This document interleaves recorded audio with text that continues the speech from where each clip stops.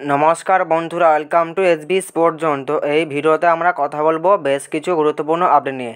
বেশ কিছু গুরুত্বপূর্ণ আপডেট বেরিয়ে আসছে, সেগুলোই তোমাদেরকে আজকে এই ভিডিওতে জানাবো।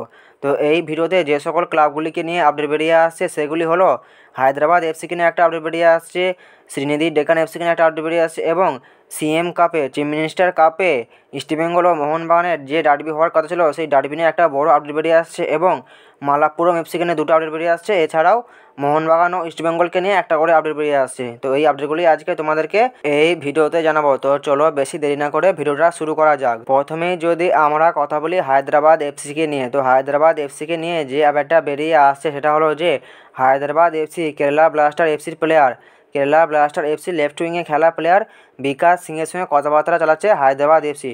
তো আমরা যদি বিকাশ সিংকে নিয়ে কথা বলি, তো এই বিকাশ সিং তিনি লেফট উইং ছাড়াও তিনি রাইট উইং ও অ্যাটাকিং মিডফিল্ড পজিশনেও তিনি খেলতে পারেন। তো বিকাশ সিংয়ের বয়স হচ্ছে 23 বছর। তো এই 23 বছর বয়সী প্লেয়ারটির সঙ্গে হায়দ্রাবাদ এফসি কথাবার্তা চালাচ্ছে। তো এই বিকাশ সিংয়ের সঙ্গে কেরালা ব্লাস্টার এফসির কন্ট্রাক্ট 2025 সাল পর্যন্ত রয়েছে। হায়দ্রাবাদ এফসির এই আপডেটটা নিয়ে পরবর্তীকালে যদি আরও কোনো স্ট্রং আপডেট বেরিয়ে আসে আমি তোমাদেরকে অবশ্যই জানিয়ে দেবো। তো কথাবার্তা মোটামুটি এগিয়েছে, তো পরবর্তীকালে যদি আরও কোনো স্ট্রং আপডেট বেরিয়ে আসে আমি তোমাদেরকে অবশ্যই জানিয়ে দেবো। তো হায়দ্রাবাদ এফসিকে নিয়ে এই আপডেটটা ছিল, এটা তোমাদেরকে জানিয়ে দিলাম। এরপর আমরা কথা বলবো শ্রীনিধি ডেকান এফসিকে নিয়ে। তো শ্রীনিধি ডেকান এফসিকে নিয়ে যে আপডেটটা বেরিয়ে আসছে সেটা হলো যে এ লিগের ক্লাব মেলবোর্ন ভিক্টি থেকে কুরাসাও জাতীয় দলের ডিফেন্সিভ মিডফিল্ডার প্লেয়ার রলিনি নোনাটো লুইস বনেভাসিয়া ওরফে রলিকে সই করিয়ে নিল আই লিগের ক্লাব শ্রীনিধি ডেকান এফসি। 2019 সালে ভারতের বিরুদ্ধে কুরাসাওয়ের জার্সিতে অভিষেক হয় এই রলির, যেখানে দলের 3-1 গোলে জয়ের ম্যাচে তিনি নিজের প্রথম আন্তর্জাতিক গোলটি পেয়ে যান। এখনও পর্যন্ত তিনি কুরাসাওয়ের হয়ে মোট টোটাল 17টি আন্তর্জাতিক ম্যাচ খেলেছেন। শ্রীনিধি ডেকান এফসিকে নিয়ে এই আপডেটটা ছিল, এটা তোমাদেরকে জানিয়ে দিলাম। এরপর আমরা কথা বলবো চিফ মিনিস্টার কাপে ইস্টবেঙ্গল ও মোহনবাগানের যে ডার্বি ম্যাচটা হওয়ার কথা ছিল, এখন যে লেটেস্ট আপডেটটা বেরিয়ে আসছে সেটাই তোমাদেরকে জানাবো।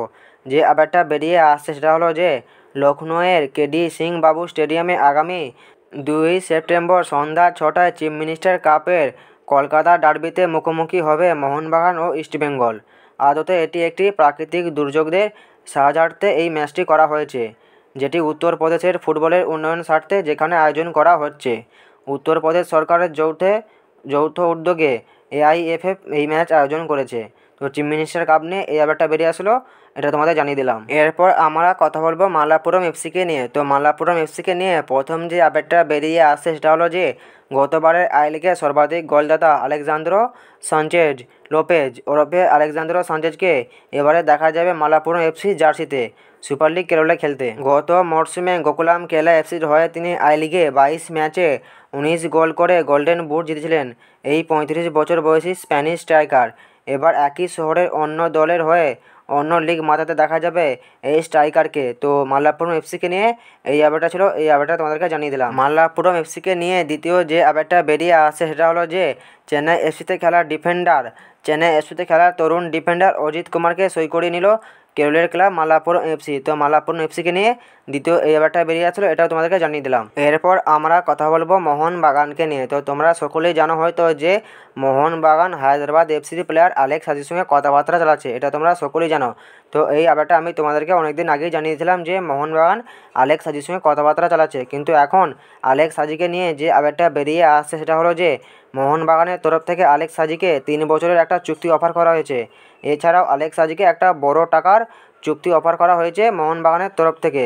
তো সেই চুক্তিতে আলেক্স হাজি তিনি মোহনবাগানে আসার সম্মতি দিয়েছেন, তিনি মোহনবাগানে আসতে রাজি হয়েছেন, এরকমই আপডেট বেরিয়ে আসছে। কিন্তু এখন ব্যাপার হলো এটাই যে আলেক্স হাজির সঙ্গে হায়দ্রাবাদ এফসির এখনও কন্ট্রাক্ট আছে। তো যদি আলেক্স হাজিকে মোহনবাগানে আসতে হয় তাহলে হায়দ্রাবাদ এফসির সঙ্গে কন্ট্রাক্ট শেষ করে তারপরে তিনি মোহনবাগানে আসতে পারবেন। তো পুরোটাই নির্ভর করছে হায়দ্রাবাদ এফসির ওপর।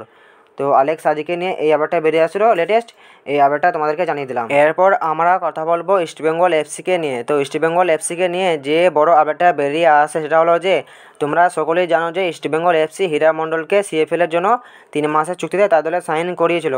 তো হীরা মণ্ডলের ভালো পারফরমেন্সের জন্য ইস্টবেঙ্গল এফসি তারা আইএসএলের জন্য হীরা মণ্ডলকে আরও 1 বছর চুক্তিতে তারা সাইন করিয়ে নিয়েছে। তো হীরা মণ্ডলের সঙ্গে ইস্টবেঙ্গল এফসি তারা 2025 সাল পর্যন্ত চুক্তি বাড়িয়ে নিয়েছে। তো এই ভিডিওতে তোমাদেরকে এই আপডেটগুলো জানানো ছিল, এই আপডেটগুলো তোমাদেরকে জানিয়ে দিলাম। ভিডিওটা যদি ভালো লাগে ভিডিওটা লাইক শেয়ার কমেন্ট অবশ্যই করে দিও। যারা আমার চ্যানেলটা প্রথমবার আসবে চ্যানেলটা অবশ্যই সাবস্ক্রাইব করে দিও। তো দেখা হচ্ছে নেক্সট কোনো একটা ভিডিওতে।